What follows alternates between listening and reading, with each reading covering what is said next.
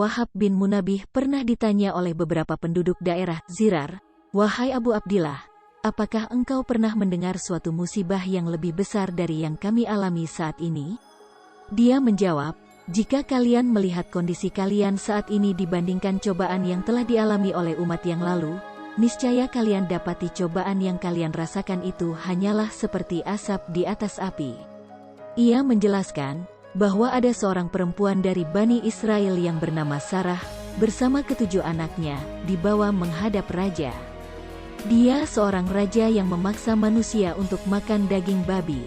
Raja itu kemudian memanggil anaknya yang tertua, dan dia memberikannya daging babi. Sambil memerintahkan, "Makanlah." Dia menjawab, "Aku tidak mau makan yang diharamkan Allah selamanya." Karena penolakannya itu, maka raja memerintahkan tentaranya untuk memotong kedua tangannya dan kedua kakinya, kemudian memotong satu-satu bagian tubuhnya, hingga mati. Kemudian raja memanggil anaknya yang kedua. Raja berkata, "Makanlah." Anak itu menjawab, "Aku tidak mau makan sesuatu yang diharamkan Allah."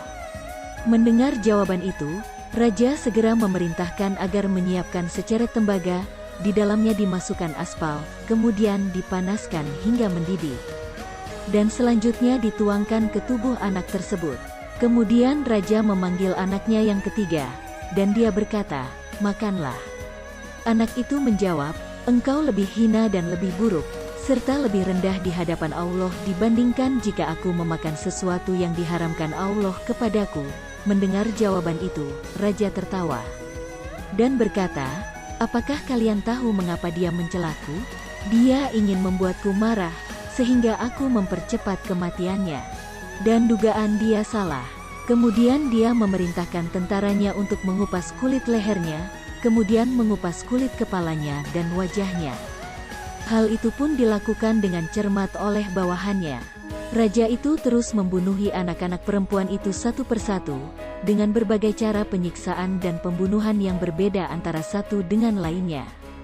Hingga tersisa seorang yang terkecil dari mereka.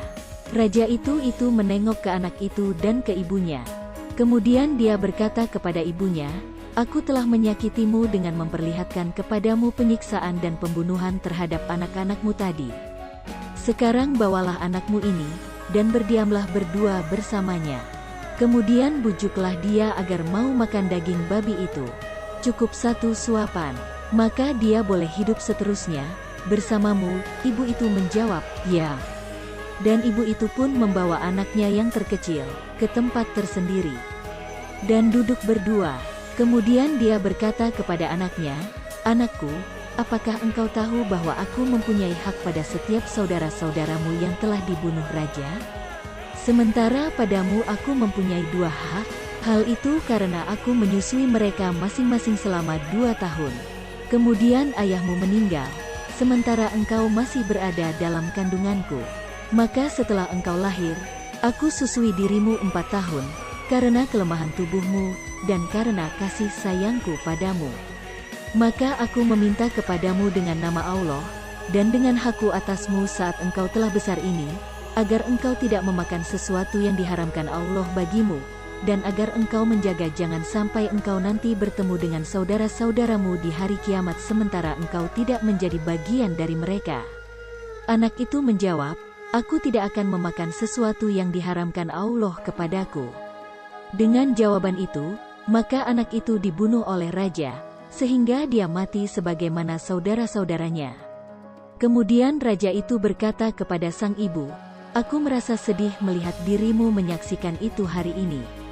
Celaka engkau, makanlah sesuap, niscaya aku akan kabulkan apa saja yang engkau mau, dan aku akan berikan apa saja yang engkau kehendaki dalam hidup ini."